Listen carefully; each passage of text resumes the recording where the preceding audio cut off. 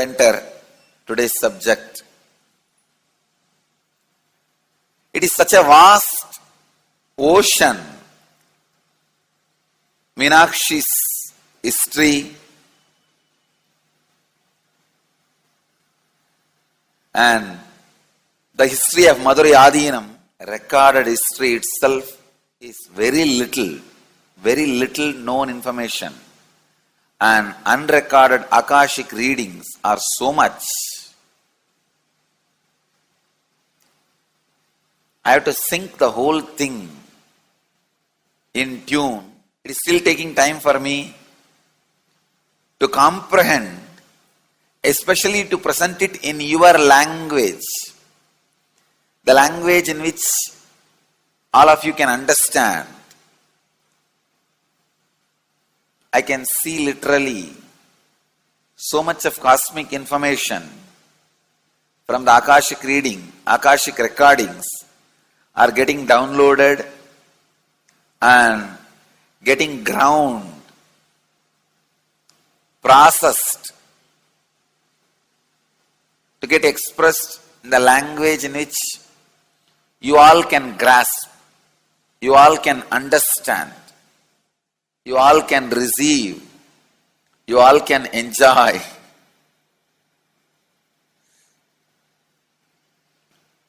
So it is taking little time. I'll answer some of your questions today related to this temple culture. As part of this Satsang series, Madurai Adinam series. This is a question from Rajiv, India. Beloved Master, people not belonging to this culture knows little about this particular Meenakshi temple. Please tell us who is Devi Meenakshi and her husband. Why this grand temple? What are the visible and invisible functions of this temple? Please tell us, Swamiji. Read the next question also. Both.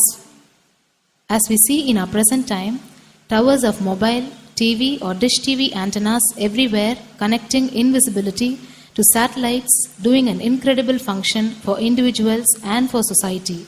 My question is, there is and was everywhere temples and deities in this culture.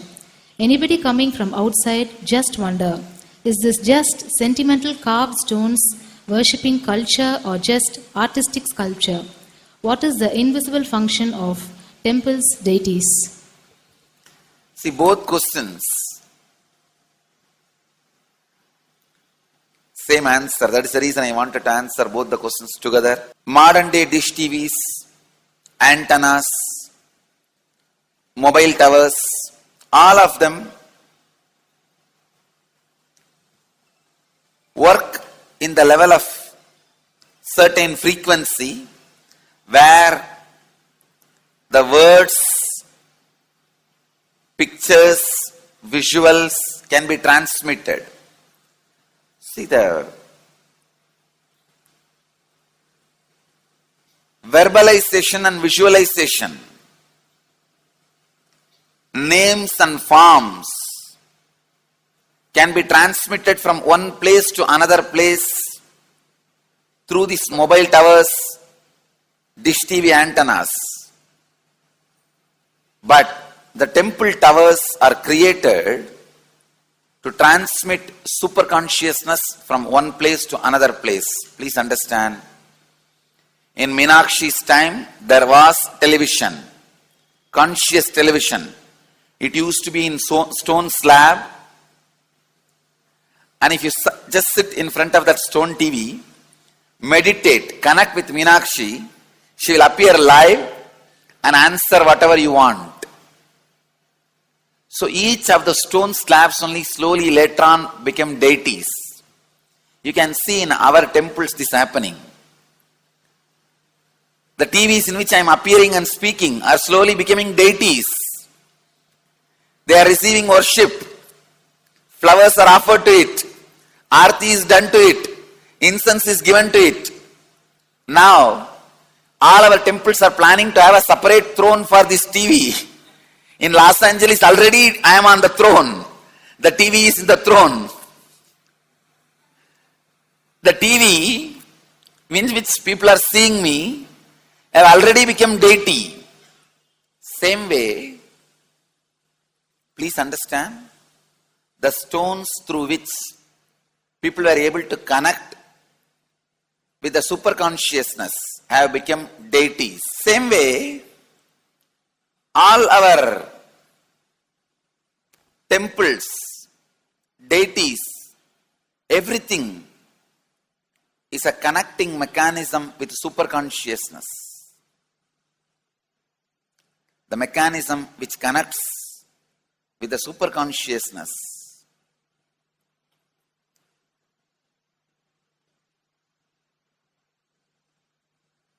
Please understand, the deities and temples are not just sentimental carved stones, or they are not just artistic sculptures,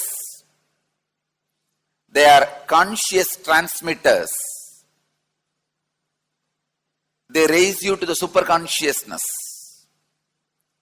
In each house in Vedic tradition, we have a puja room.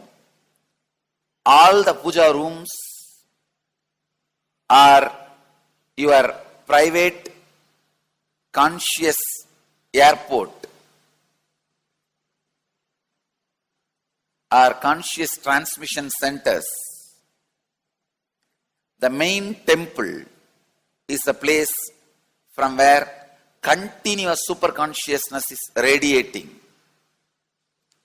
So if you just sit and connect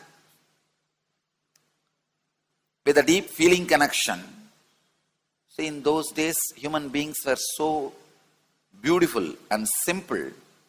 Just remembering the name of the deity is enough. They are already in connection with the deity. That feeling connection. When I read Patanjali's Yoga Sutra, it says, sit in Siddhasana and be in Samadhi. That's all. So the human beings were so simple in those days. Just if you sit in Siddhasana, you are already in Samadhi. If you sit, your mind sits. Now, if you sit, your mind shits.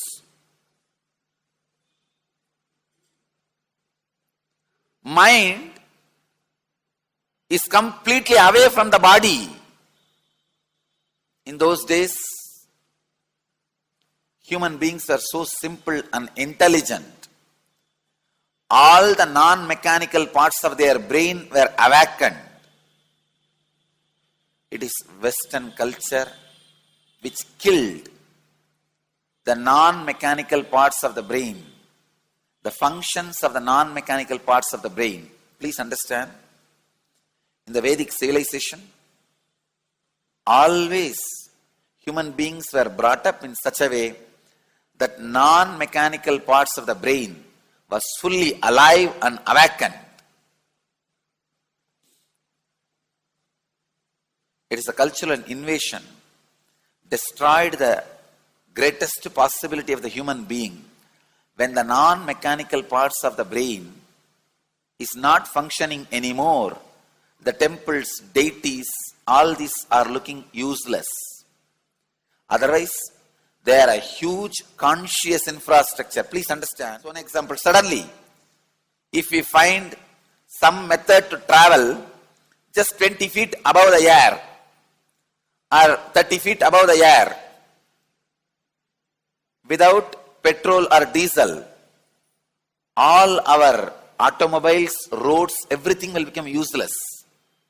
Then you will wonder, why so many automobile industries are established? Why so many cars are produced? Why this huge road? Waste. I think our ancestors are fools. You don't understand. At one period, it was used. It was being useful. Our temples, our deities, all these are useful if all your non-mechanical parts of the brain is awakened.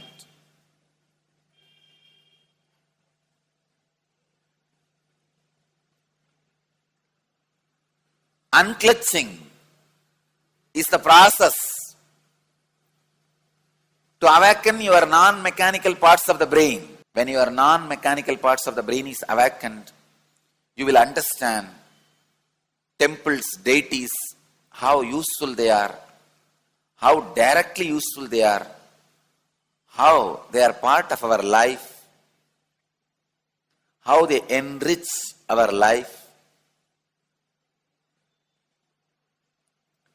and how they make human beings intelligent, enlightened. These are the methods created to create enlightened civilization.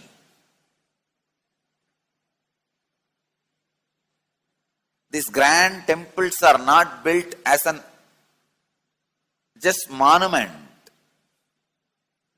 They are built as a conscious movement. It is not like Egyptian pyramids, monuments. No. It is conscious movement to raise human beings to the highest consciousness, to make human beings experience the highest purpose.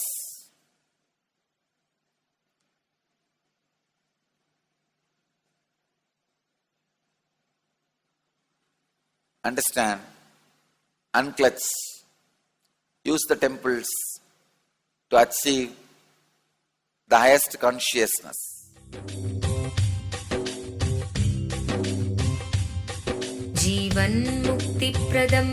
Paramahamsa Nithyananda, a rare living incarnation, is named among the world's 100 most spiritually influential personalities today. Paramahamsa Nithyananda has been placed alongside Dalai Lama, Nelson Mandela, Oprah Winfrey, Paulo Coelho and others by Mind, Body, Spirit, the world's top esoteric magazine from Watkins, London's oldest and largest bookstore. A yogi by birth, he has been expressing his power of enlightenment since birth. He has authored more than 500 books in Tamil and English. Translations of these books are available in 26 languages in Telugu, Kannada, Malayalam, Hindi, Sanskrit, Gujarati, Oriya, Bengali, Marathi, French, Malay, Polish, Portuguese, Italian, German, Danish, Spanish, Russian and Chinese. He is also an exemplary speaker with over 10,000 hours of profound life solutions through his discourses. Social services such as Annadan, free medical care, free educational services with ashrams, schools, temples, hospitals established in more than 140 places around the world, offering exceptional services. A powerful spiritual healer who has healed millions of people of diseases from migraine to cancer. A Kriya Yogi who has formulated Kriyas for physical health and mental well-being benefiting thousands. A living master who offers practical solutions for our everyday problems. He is the founder and spiritual head of Nithyananda Dhyanapeetham. A spiritual powerhouse who has revived the sacred Vedic tradition by establishing Vedic temples in places like Los Angeles, San Jose, Seattle, Toronto, Ohio, Oklahoma, Phoenix, St. Louis, Malaysia, Brazil, Paris, Guadeloupe, Dallas, New York, New Jersey, Atlanta, Calgary, Vancouver, Singapore, and places in India like Bengaluru, Hyderabad, Tiruvannamalai. A spiritual guru for 10 million followers, an incarnation who transmits the highest spiritual energy through initiation, a contemporary yogi who has revived the Vedic science of yoga worldwide through thousands of yoga centers, an adept in Ashtamahasiddhis, mystical yogic powers, who has effortlessly awakened the Kundalini of thousands and graced them with spiritual powers, a dynamic young guru who is an inspiration for thousands of youngsters, India's most watched spiritual guru online, a beacon of spiritual light who has triumphed over the forces of religious terrorism and political persecution. Paramahamsa Nithyananda is an eternal Kalpataru, blessing the world with the boons of material abundance and spiritual enlightenment. He is the 293rd Pontiff of the world's most ancient Hindu organization, Madurai Adinam. Nithyanandaya swagatam Anandanubhavaswadam Sarvaroganivarakam Vande Papa Vinashaktam Nithyanandaya swagatam Nityamuktam Nirvikalpam Dhyanaloka Pradipakam Vande Shanta